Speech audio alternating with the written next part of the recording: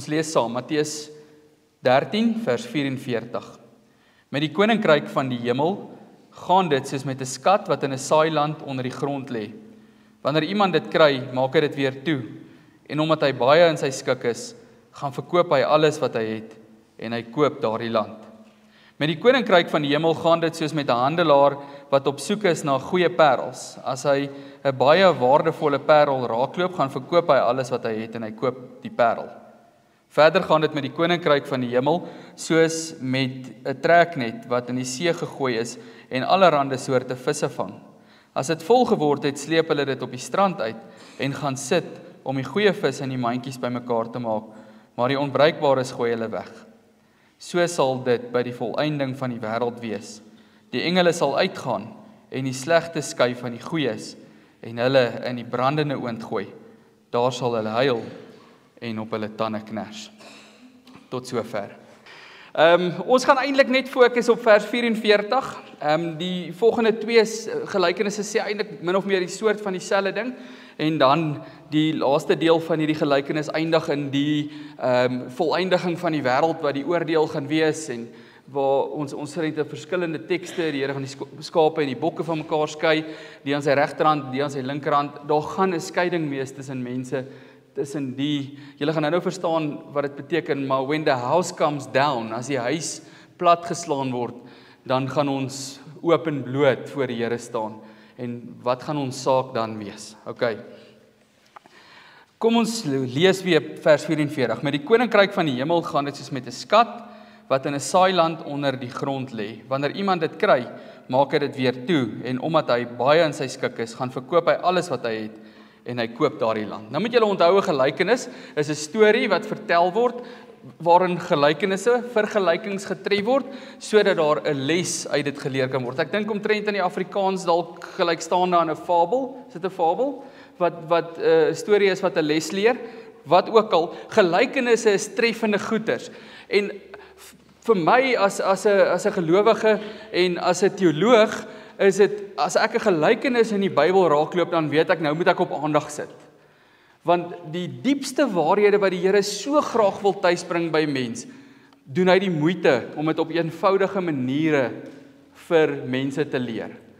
Ek wil vir julle sê, daar's 'n ding wat ek nog nooit in my lewe verstaan het, toe ek groot geword het die dominee so met die gemeente gepraat en die gemeente het net gesit en luister en Jesus doen dit heeltemal anders, nê. Hy loop rond en hy sien daar's 'n ou besig om saad te saai en hy sê vir sy disippels, "Hy kom julle gou hier. sien julle daai ou, hy saai saad, nê. Kom ek vertel vir julle 'n gelykenis." Of hy loop rond en hy dink aan 'n storie en hy sê, "Hoor gou hierdie lekker storie wat ek..." En die woord wat heeltyd gebruik word in die Grieks is die Griekse woord laleo. Dit beteken om te gesels, nê. So gesels die Here vanoggend met ons in 'n gelykenis. En omdat jy hoor dis 'n gelykenis, daarom sê die Here vir jou, "Kom, luister, hierdie is baie belangrik wat ek vir jou wil leer hier en jy moet reageer. Jy moet jou leermeester in die goeie laat deel wat jy ontvang vanoggend." Ek persoonlik, as ek dink aan gelykenisse, dink aan die treffende gelykenis wat Nathan vir Dawid vertel het. Onthou julle dit? Toe Dawid oorspel met Batseba gepleeg het, hy het haar man in die voorste linies gesit, sodat haar man in die oorlog sou doodgaan en hy het Batseba vir homself gevat. Toe kom die profeet van die Here na hom toe en vertel vir hom, weet jy wat, daar was 'n ryk man en 'n arm man. Hulle het langs mekaar gewoon. Die ryk man het gaste ontvang en die arm man het 'n hanslammetjie gehad. Weet julle wat 'n hanslam? 'n Lam wat sy ma hom weggooi en dan maak jy hom met 'n bottel groot, nê. So jy raak nogal close met dit. Ek het ook klein as 'n hansvark gehad en my ma het gesê hy het by iemand gaan kuier, maar ek weet waantoe is my vark. En hy het hierdie lammetjie en daar staan en hy het gesê hierdie lammetjie was soos 'n dogter vir hierdie man. Hy was so lief vir hierdie lammetjie, hy was soos 'n kind vir hom.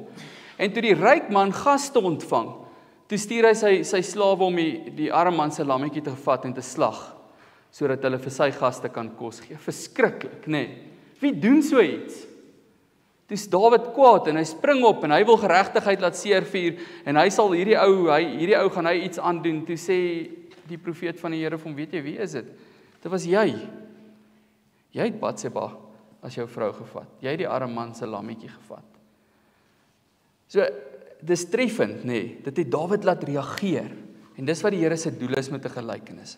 Kom ons kyk so 'n bietjie na wat die Here doen as hy met gelykenisse praat. Want die disippels vra in hierdie hoofstuk, in hoofstuk 13, net vroeër vir Jesus, hoor die Here, hoekom leer jy vir ons so baie goed in gelykenisse? Wat is die doel hiervan? Dan antwoord die Here hulle in vers 11.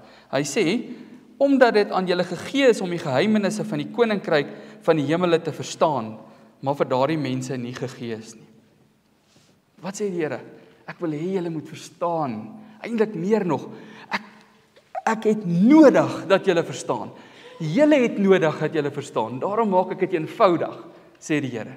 Daarom leer ek jou op 'n manier dat jy dit kan inneem. Om ingewikkelde geestelike waarhede so eenvoudig en verstaanbaar moontlik te maak, sodat mense dit in hulle harte kan bære vir ewig. Dis die doel van 'n gelykenis. Dan sal verskillende goed wat Jesus gebruik, beelde, visse, skatte, om geestelike lesse te illustreer. Om dit vir gewone mense soos ek en jy maklik verstaanbaar te maak. Vandag kan ek en jy gou op ons foon gaan en ons lees artikels of ons neem 'n boek uit of ons koop 'n boek en ons kan 'n boek lees. In die Bybelse tyd was dit nie so nie. Die mense het nie so vrylik toegang gehad tot leesstof nie. So dit was nog belangriker dat Jesus vir hierdie mense dit so eenvoudig maak en dit is so mooi dat daai dienskneg beeld van Jesus uitkom in die manier wat hy sy woord bedien. Hierdie waarhede is belangrik. In hierdie selfde hoofstuk dan gaan die Here so ver as om te sê wanneer ek na die gelykenisse toe gaan, dan is dit omdat ek die holistiese of die geheel beeld, ek praat van eenvoud, dan gebruik ek die woord holisties. Die geheel beeld van die Bybel vir julle wil leer, nee, hy sê vir hulle in vers 14, in die geval wanneer hy praat antwoord oor gelykenisse, in hulle geval word die profesie van Jesaja vervul en met ander woorde, hy verwys terug en hy sê, dit wat Jesaja al gesê het, probeer ek nou vir jou in gelykenisse leer. En dan vers 16 van hoofstuk 13, maar julle oë is bevoorreg dat hulle sien en julle ore dat hulle hoor. So die Here gebruik belangrike goeders, of eenvoudige verhaal om belangrike goed te leer. Dis die punt van wat jy moet raak sien. 'n Teks wat my herinner aan dit is Psalm 78 vers 2. Daar staan 'n maskiel van Asaf. Net sodat jy weet, 'n maskiel is 'n belangrike onderrig, nee, wat gegee word. Soos 'n Psalm, daar's 'n paar van hulle wat daai beskrywing het. Dit beteken dis 'n onderrigting of 'n onderwysing, nee. Jy word geleer. Dan staan daar, ek gaan my mond oopmaak vir 'n spreek. Ek gaan raaisels uit die verlede na vore haal. So hier word gepraat met iemand wat iets van die Here se plan en van die Here se pad met hulle nie verstaan nie. En dan sê die psalmskrywer, hoe gaan ek dit verduidelik? Ek gaan my mond oopmaak met 'n spreek. En die woord in die Hebreëus daar is masal, dit beteken gelykenis. As die Here regtig wil hê jy moet goed verstaan, dan gebruik hy gelykenisse. En gelykenisse leer en toets. So dit het die waarheid vir harte geopenbaar, maar dit was ook 'n filter, nê. Dit het gefilter, want die Here sê daar in vers 44 of vers 11, ekskuus, mense wat nie regtig wou luister nie, het dit nie verstaan nie. Dui bietjie iets aan van die ywer wat ons mee moet kom na die woord van die Here, die ywer waarmee jy moet luister na 'n preek, waarmee jy moet gaan na 'n Bybelstudie sessie toe of in jou persoonlike Bybelstudie om te sê, as ek nie iets verstaan nie, ek wil regtig luister. Leer my Here en ek delf en ek grawe en ek grou. En ek kom dalk by 'n gelykenis uit wat die moeilike konsepte van moeilike gedeeltes vir my maklik verduidelik. So kom ons kom by hierdie gelykenis wat Jesus vir ons vandag leer en dit is burgerskap in die koninkryk van die hemel.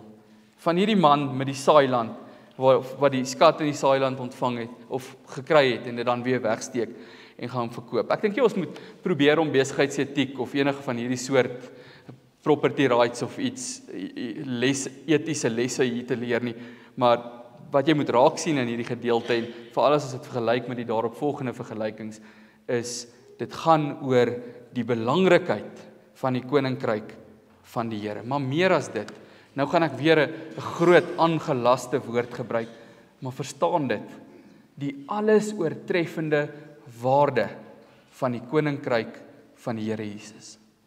Wat die Here vir ons hier leer in 'n gelykenisvorm, in 'n beeldvorm. Met ander woorde, wanneer ons praat van gelykenis, moet jy nou heeltyd in jou kop daai ding hê dat Jesus vir jou sê, jy moet hierdie verstaan, dis belangrik vir jou. Ek het nodig dat jy hierdie verstaan, jy het nodig dat jy hierdie verstaan. En die Here sê vanoggend vir ons as 'n gemeente, ek het nodig dat julle hierdie verstaan, dis belangrik dat julle hierdie verstaan. Die koninkryk het alles oortreffende waarde in jou lewe. Daar's niks meer waardevol as die koninkryk van Jesus Christus. So ons sien dan 2 punte. Hierdie man sien die ontsaglike waarde van die skat, en wat is die reaksie van iemand wat werklik sien? Jesus het nou gepraat van, julle verstaan werklik, julle sien werklik, julle wat werklik sien, wat die woord van die Here vat, en dit gaan uitleef. Wat is daai reaksie? Hy het gegaan, en hy het alles anders gaan verkoop, sodat hy sy lewe kon oorgee aan hierdie skat. Die waardevolste grond in ons lewens, geliefdes, is nie die Vrystaat plaas wat ek so 'n maand terug gesien en verkoop het vir 900 miljoen nie. Die waardevolste grond in ons lewens is koninkryksgrond. En as jy nie besig is om te werk in jou koninkryksgrond nie, is jy besig om die punt van die lewe totaal mis te hê. Dis in hierdie grond waar die grondwet nie kan verander nie. Die Here sê, die hemel en aarde sal eerder vergaan as dat daar 1 letterstreepie van die woord van God wegval. Dis in hierdie koninkryksgrond waar daar nie 'n grondeis kan kom teen jou grond nie. Want die Here neem jou aan en jy's vir ewig syne. Hierdie koninkryksgrond is die enigste ware sekuriteit wat 'n mens regtig ooit kan vashou. Dis die grootste rykdom wat God vir enige mens gee. Maar partykeer verblind ons onsself met ons toegewydheid aan die wêreld en ons kyk hierdie wonderlike skat wat ons het mis en dit laat ons wankel. Maar die Here gee vir jou hierdie, dis nie fisiese grond nie, maar burgerskap wat gelowiges kry in Jesus Christus.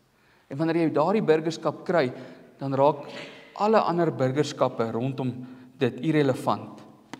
En die aanbidding van die koning, van hierdie koninkryksgrond, raak enige persoon wat dit waarlik ontvang, se grootste prioriteit. Dis waaroor dit gaan. Dat die belangrikste en die grootste ding in ons lewe moet wees, die koninkryk van Christus. Daar waar mense gehoorsaam aan die koning onder die koningskap van die Here Jesus Christus, bereid is om enige iets prys te gee om hulle koning te dien. En die Here trek daardie koninkryk beeld aarde toe, deurdat hy die kerk aanstel as verteenwoordigers. Hy sê, jy is nie deel van 'n kerk nie, jy is kerk. Dis nie 'n plek waartoe ons gaan nie, maar 'n nuwe identiteit wat ons kry. En wanneer ons hier as kerk bymekaar is, besig om na die woord van die Here te luister en oral waar ons reg kry om gehoorsaam daarop te reageer, dan breek die sonstrale van die koninkryk in die wêreld deur. Dan kan mense sien, hoe gaan dit lyk in die koninkryk, daar waar ek en jy getrou in ons koning kan leef. Getrou in ons koning omgee, getrou in ons koning uitreik, getrou in ons koning, iemand wat nie vir ons lief is nie, lief het. Iemand wat vir ons kwaad is, voor jammer sê, of verskillende goeders doen wat Jesus verteenwoordig. Daar sien iemand iets van die koninkryk. Daar's 'n belangrike waarheid hier binne opgesluit. Jy kan nie vandag, en nou praat ek met die mense wat wel hier is, maar julle kan dit gaan vertel, jy kan nie vandag sê, ek gaan koninkryk toe nie, maar jy is nie deel van die vergestalting daarvan nou. Jy leef nou reeds 'n identiteit wat net in volheid van sy vervulling gaan kom eendag. Jy sê, ek het nou reeds 'n verhouding met die bruidegom, maar ek wil niks weet van die bruid nie. Dis hoe dit werk. As jy nie van my vrou hou nie, gaan ek jou nie nooi vir braai nie, ek vergeet daarvan. Okay, as jy lelik is met my vrou, gaan jy by my, ons kan gaan golf speel, maar ek gaan net golf speel sodat ek jou hart kan probeer verander, nee. Maar jy kan nie 'n vriend van die bruidegom wees en 'n vyand van die bruid nie. Dis nie hoe dit werk. Die Here leer vir ons dat ons hierdie gestalting moet wees. En hier's waarhede wat vir ons geleer word hier, wat belangrik is, wat die Here Jesus klaar geleer het. So wat reeds geleer is, word blink gepoets. Ek het so gehoop Bram is hier vanoggend, want gepoets is sy woord. Jy weet mos Bram het die boekie geskryf, ou goud blink gepoets, maar Bram is by Valpark se jeugkamp, nê? Ja. So ou waarhede word blink gepoets. As 'n mens kyk na die element van wat die praktyk is vir ons lewe. So ons hoor nou van daai identiteit en is wonderlik. Ek word deel van die koninkryk van die Here. Ek raak 'n erfgenaam. Dit beteken ek gaan ewig lewe. Dit beteken die Here regeer oor my lewe en hy sorg vir my. En hy doen al hierdie wonderlike goed, maar die praktiese implikasie is ek moet alles gaan verkoop. Ek moet totaal aan hierdie koninkryk oorgee. Dit moet die een ding wees met die grootste waarde in my lewe. Maar dis nie die eerste keer wat Jesus dit sê nie.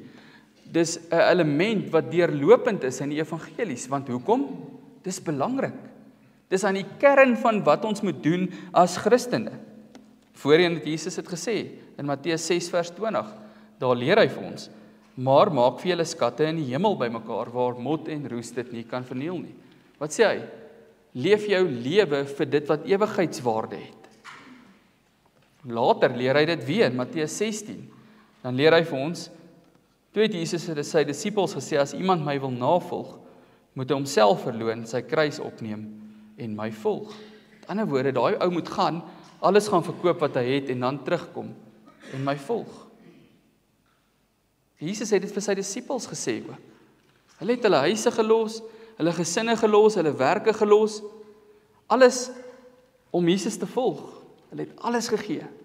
Maar hoekom kan Jesus vir ons sê om dieselfde te doen? Waarin begrond hy dit? Hy begrond dit in homself. Kyk bietjie wat sê Filippense 2 vers 6 tot 7 vir ons. Hoewel hy in die gestalte van God was, het hy sy gelykheid aan God nie beskou as iets waaraan hy moes vasklou nie, maar hy het homself daarvan leeg gemaak. Hy het homself daarvan leeg gemaak. Die Griekse woord kenoe is om iets totaal oor te gee. Deur die gestalte van 'n slaaf aan te neem en aan mense gelyk te word. Daar's 'n deeltjie daar wat nie daar moes in wees nie, ekskuus. Die Here Jesus het homself leeg gemaak. Hy het gegaan en alles gaan verkoop en vir ons die saailand met die skat gekoop. Dis wat die waarheid is. Maar om te volg moet ons dieselfde doen. Dis wat hy vir ons leer in hierdie gedeelte. Jesus soek nie 'n deel van jou lewe nie. Hy soek nie iets van jou nie. Hy soek jou. Hy wil hê jy moet hom volg, jy moet hom dien. Hy soek alles sodat jy kan lewe as 'n erfgenaam in God, in 'n lewe wat oorgegee is aan hom en waarin God verheerlik word. En hy het alles gegee in hom en dit raak alles in hom moontlik. Wat Jesus jou leer om te doen, maak hy moontlik deur veel meer as dit te doen. Ons kan nie naaste by doen wat Jesus gedoen het nie. Dis hoekom hy dit vir ons moes kom doen. Hy verkoop nie net alles nie, hy gee sy lewe prys. As onskuldige lam word hy aan die kruis vasgespijker. Hy sterf vir my en jou. Hoekom? Sodat sondige mense eienaars kan raak van koninkryksgrond. Sodat die titelakte van die koninkryk van God, wat aan die Here Jesus behoort, met ons gedeel kan word. Dat ons 'n ewige huis het in die Here. Dat ons as burgers van hierdie grond ons lewe kan toewy aan die koning. En daarom moet ons pasop vir sinkretismes, wat die ander kant van hierdie muntstuk is. So nou gebruik ek alweer 'n groot woord terwyl ons praat van eenvoud, nê. 'n Sinkretisme is as jy twee goed probeer vermeng wat nie vermeng moet word nie, nê. Twee goed saamvoeg. Seker 'n goeie woord ook wees. Maar ons moet as Christene, as disippels, waaksaam wees teen die subtiele sinkretismes wat ons skep. En daarmee bedoel ons leef baie keer met een voet in die koninkryk van die Here en 'n ander voet in die koninkryk van die mensewêreld, nê. Ons sal baie keer best of both worlds sê, maar wat ons nie besef nie, dat daai voet daar staan op vergaanbare grond. En dit gaan maak dat jy tuimel. Ons wil een voet in my eie koninkryk sit en een voet in die koninkryk van Jesus. Ek sal nou en dan iets doen vir die koninkryk van Jesus, maar dit moet my net genoeg tyd gee om my eie koninkryk ook te bou. Dis nie wat Jesus sê nie, hy slom plat jou eie koninkryk en bou saam met my in my koninkryk. Want wanneer die gebou tuimel, geliefdes, wat sal bly staan? Dis die vraag wat ons vir onsself moet vra, terwyl daar mooi goeders is wat ons hoor in hierdie teks, kom dit ook by hierdie punt waar die Here sê, so sal dit by die volëinding van die wêreld wees. Dis wat sal gebeur, sê hy. Wanneer die gebou tuimel, wat sal bly staan? 2 Korintiërs 5 vers 1 leer die Here vir ons duidelik, ons almal se geboue gaan tuimel. Dis net 'n kwessie van tyd. Niemand van ons gaan dit ontkom nie.